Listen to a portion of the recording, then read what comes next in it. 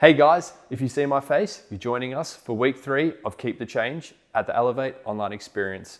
If you at home have joined us before, like us, subscribe to our channel and share us with your mates.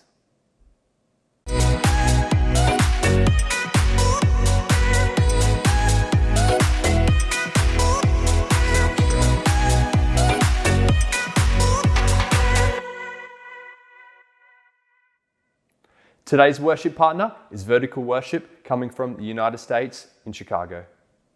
1, 2, 3, 4.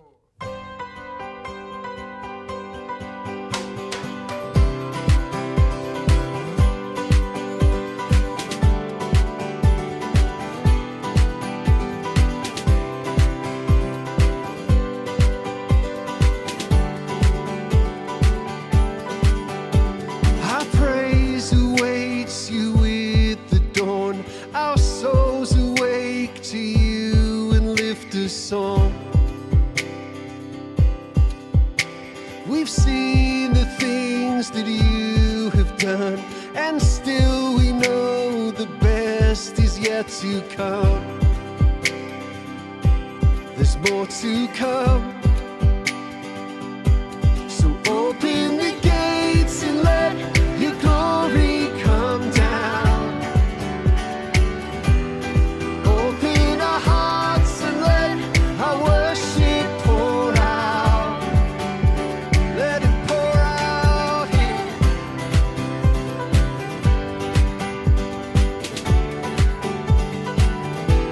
Yes, let it pour out.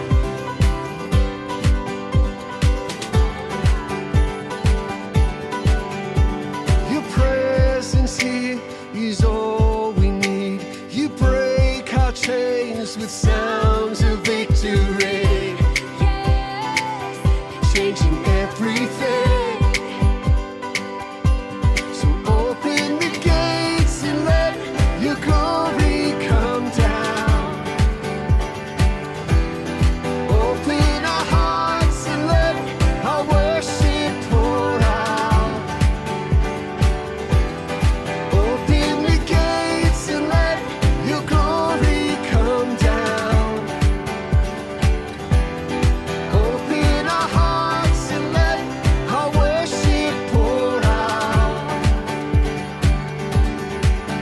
Come flood this space.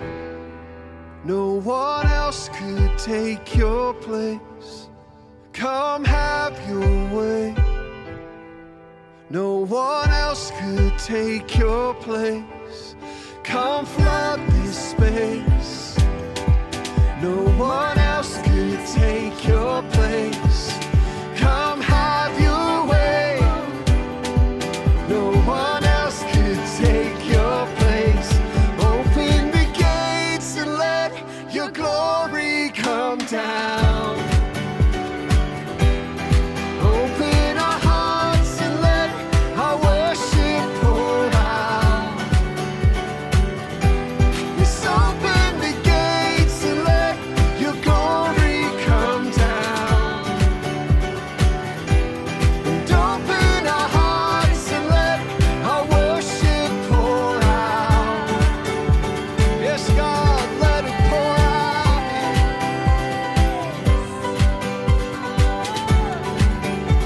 Let it pour out on us.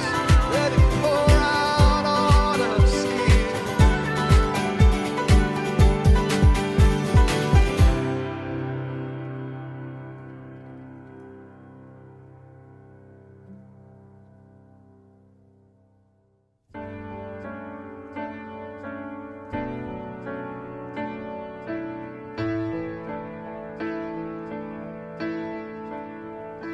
You tell mountains they must fall and they fall. You tell oceans to be still and they're calm. You tell sickness it must leave and it's gone.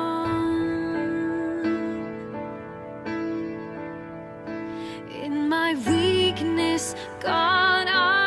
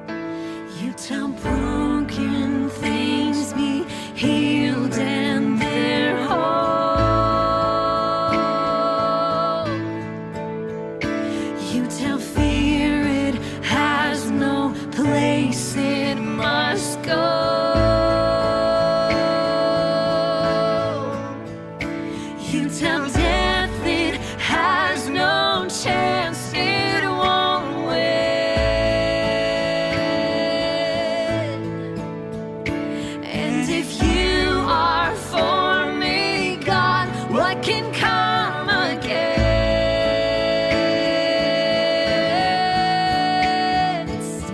You are the one above it all.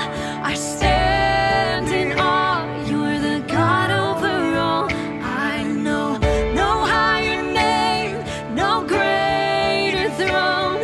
You stand alone. You're the God over all. I know.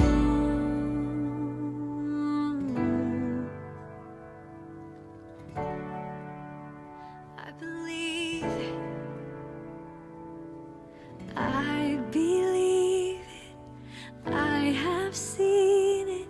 My God is over all. And I believe it. I have seen it. My God is over all. I believe it.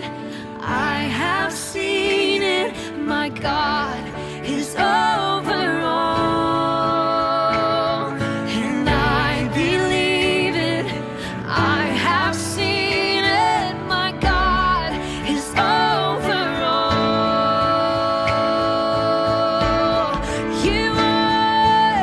You are the one above it all. I stand in awe. You're the God over all. I know no higher name, no greater throne. You stand alone. You're the God over all. I know you are the one above it all. I stand in awe. You're the God over all. I know no higher name, no greater throne. You stand alone. You're the God over all. I know.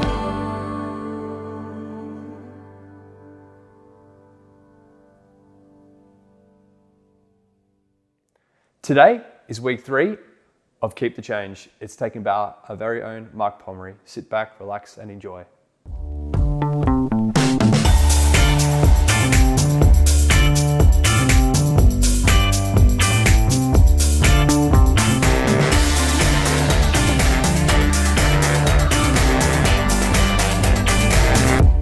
Hey, shout out to our Elevate Online family. Great to have you with us again. And this is the third and final week of our series, Keep the Change. This is our annual series that we teach, or we teach a series every year on the subject of money and stuff. And this year we've called it Keep the Change. And the feedback that we've been getting has been so encouraging. You know, one of our primary goals of teaching at Elevate is to be helpful. In other words, to teach things from God's Word that in a way that helps us understand why they matter and how we can apply them in our lives. And so these 3 weeks, well, 2 of the 3 weeks so far, the feedback of how helpful it's been has been just really encouraging from both myself and for our entire team. Week 1, we talked about how to take control of your money and looked at what we consider, as best as we can understand, God's top 5 principles for managing money and stuff. And if we educate ourselves about those principles and then apply them, we can expect to see and experience the sort of results that God has intended for us by teaching those principles. Last week, we talked about don't fall for the lies, and we taught 3 of the lies that our Western and aspirational cultures teach us, whether we're even aware of it or not, about money and stuff. And so I strongly encourage you, if you missed either of those 2 weeks, go back and watch them, or you can grab our podcast on all the major podcast platforms and you can go back and listen to those messages. Because really the idea is that they all work together, and understanding all of those things matters.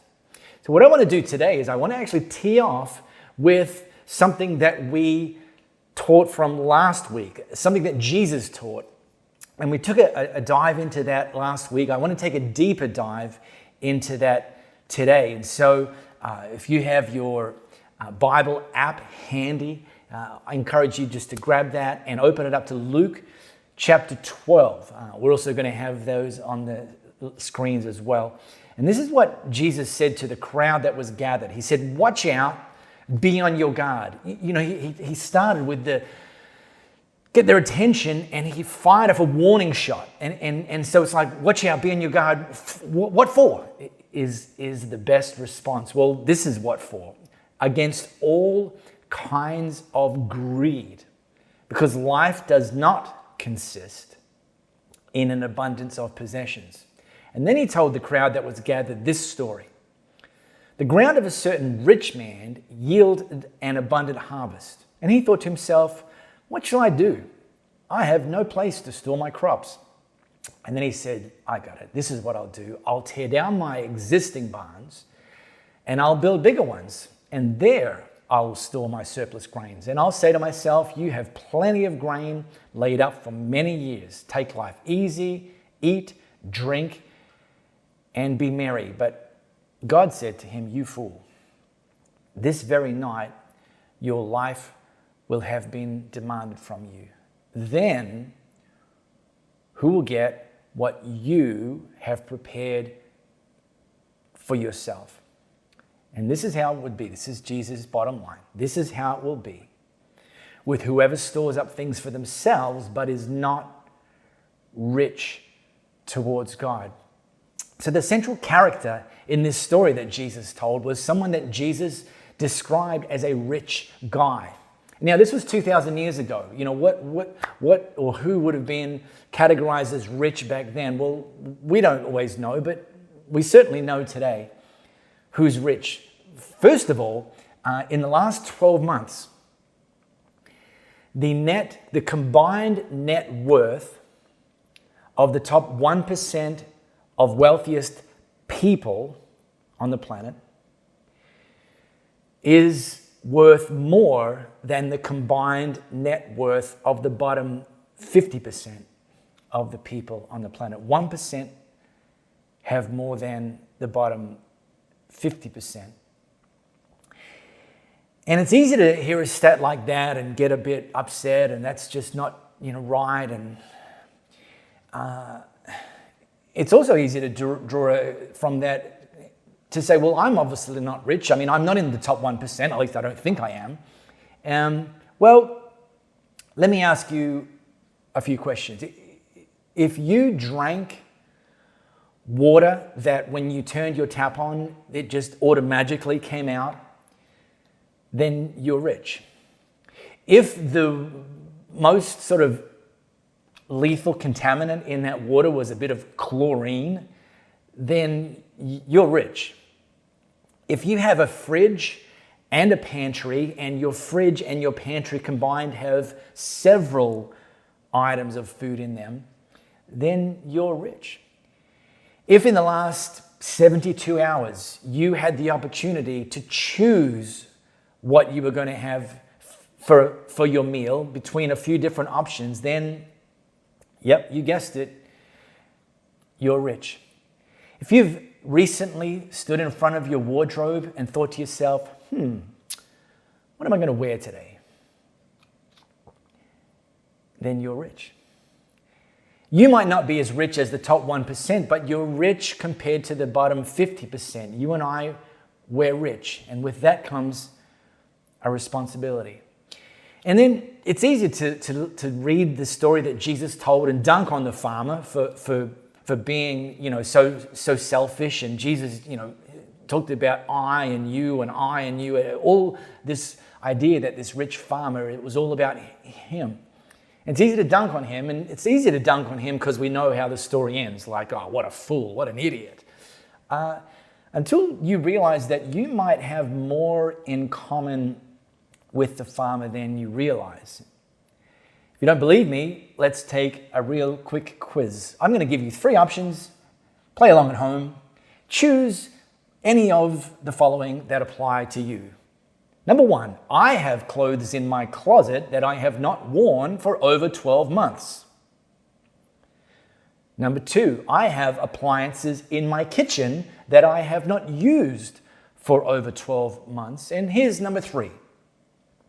I have boxes of items stored in my garage that I have not accessed for over 12 months. If you or me chose any one or more of those 3 things, then yeah, you have more in common with that farmer than you realized. And God's problem with the farmer wasn't that he was rich. His problem was that the farmer thought that the blessings that had come his way were all about him and only intended for him. And it seems that at no point in this process did the farmer even think about as an option, oh, I've got too much for my current barns. I know what I'll do. I'll give some of the more than enough away. Didn't occur to him. His default was simply to tear down his current barns, build bigger barns for himself. And this applies to us as well. God's not opposed to us being rich. The lesson that Jesus taught, the bottom line is, the warning is about us failing to be rich towards God.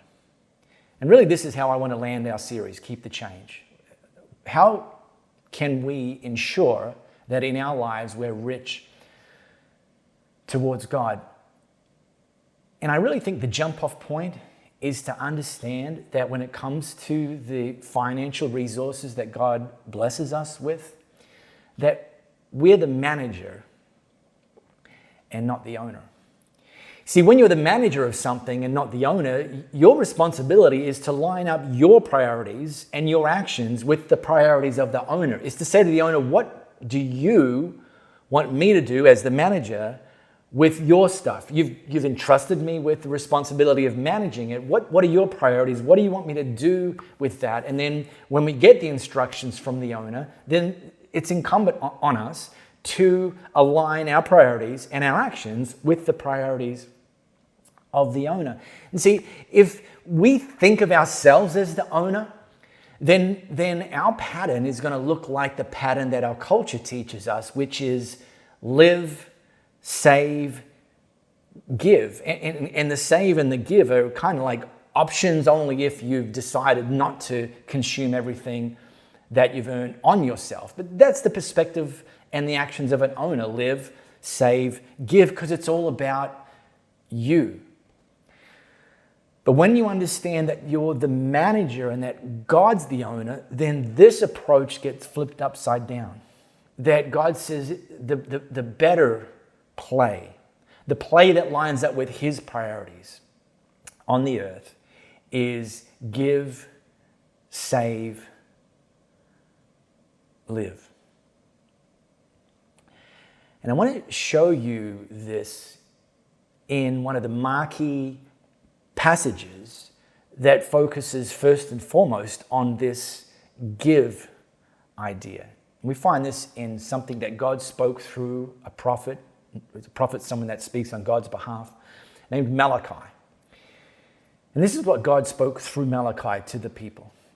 He said, "Bring your full tithe to the temple treasury, so there will be ample provisions in my temple. Test me in this and see if I don't open up heaven itself to you and pour out blessings beyond your wildest dreams." So first of all, a little almost bonus point. God says, bring your full tithes. He doesn't say give your full tithes. This is a reminder that we are not the owners, that he's the owner. So we're not actually giving him the first 10%. We're bringing what is already his and returning it to him and honoring him and demonstrating to him that he's number one.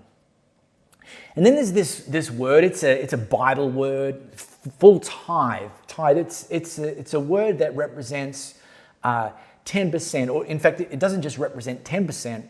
It represents the first 10% of the financial resources that God's blessed us with. And in fact, the way we teach it around Elevate is that our first 10% is both a goal and a minimum. And first of all, the reason we say it's a goal is because we understand that not everybody who's new to this give, save, live approach, not everyone has the faith in the beginning of their journey to bring the full first 10%. And so we said to them, look, just start with a baby step. Just start with 1%. Just say, God, you know what? Be honest. He knows anyway. I'm just not ready. I don't have the faith, or we don't have the faith if you're married or our household. We're just not there yet to bring the first 10%. So we're going to make that a goal. And we're going to take our first step towards that goal, and we're going to bring 1%. And God says, test me in this. So when you do that, declare, let the test begin.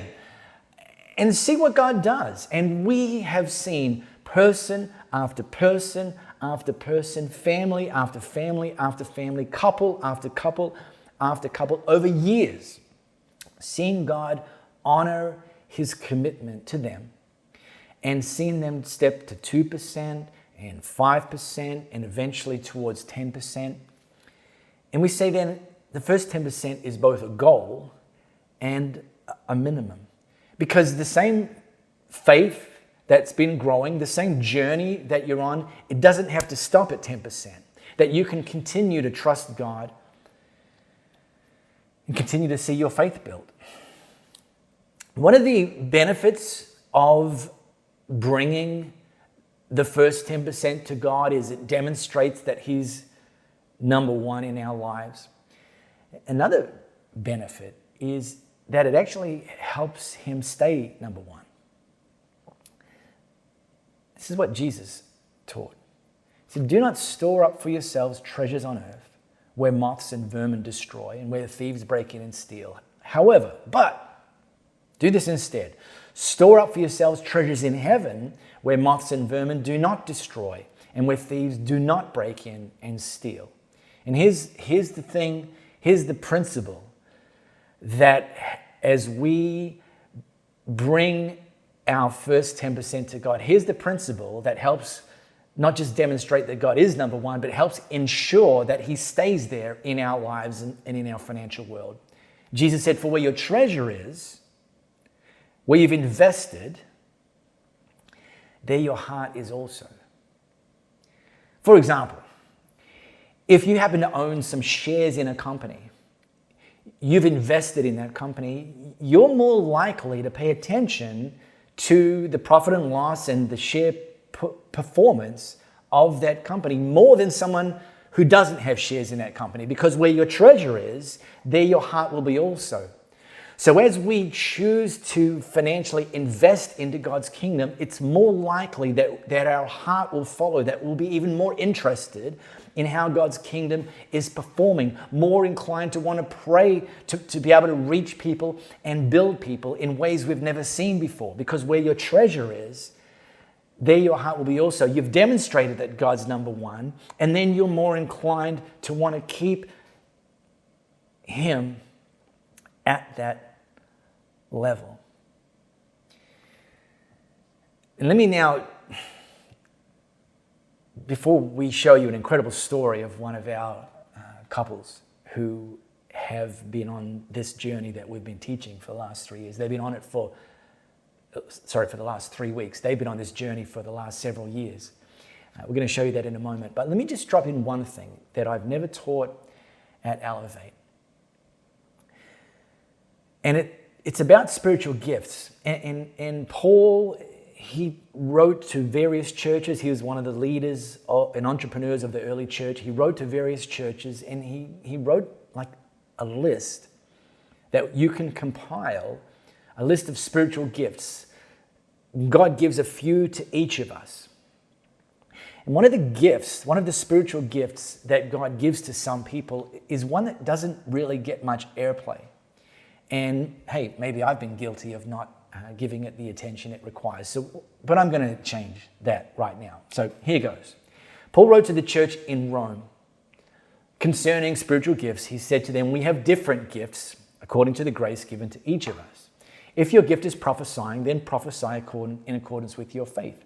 If it's serving, then serve. If it's teaching, then teach. If it's to encourage, then give encouragement. If it's giving, then give generously. And then he continues on to list a few other spiritual gifts. But he specifically includes this thing called the gift of giving. Now, everybody is called to give. That's what I've just been teaching for the last 15 minutes. However, there are some people that God has given a specific gift, the gift of giving. And I know quite a few people who have, not the majority, but I know a number of people who have this gift. And I suspect we even have a few of our Elevate people who have this gift of giving. And if you have that gift of giving, it's likely that you will have the ability to create wealth easier, if you like, than someone who doesn't have the gift of giving. And the reason that God gives you that gift to create wealth is because he wants you to not take that and increase your standard of living like the rich farmer did in Jesus' cautionary tale, but instead define enough, which is something we talked about last week. So you've got to a certain standard of living and you've said, yep, I'm good, we're good. This is enough for us. And you can continue to build wealth and give that more than enough away, which is something that the rich farmer didn't even think about doing. And this is because you have the gift of giving. And if you realize that, you need, like anyone with any of the spiritual gifts, it's critical for the kingdom's sake that you develop that gift. So we'll talk about that more in the years to come. What I want to do now is I want to hand things over to one of our incredible couples, great team members, leaders in our Elevate Church, Rhys and Jess. And here's a slice of some of their story when it comes to finances over the last few years. In 2008, Rhys and I met working for Bunnings. We, as couples do, start to know each other a bit more, and at some point we spent money. We spent lots of money.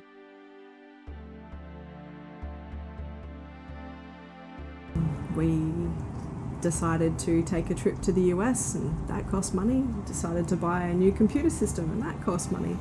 So at the end of it, we amassed a pretty large amount of personal debt, but that's normal for our society to be in that level of debt, to pay for something with credit and pay it back later, because you're always gonna worry about it later.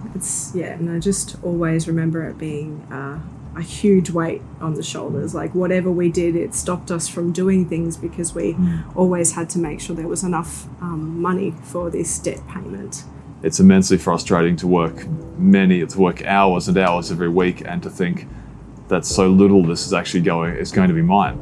This is all going to someone else. Just before we got married, we made the decision with a conversation that we had with Mark about finance and giving and generosity and just taking those first steps. And he challenged us with the word, saying it's the one spot that God actually challenges us is to test him on this and see if he doesn't open up the floodgates of heaven. That's where it sort of really grabbed my attention. The Bible's full of space saying, God saying, don't test me. And there's one bit where God says, do test me.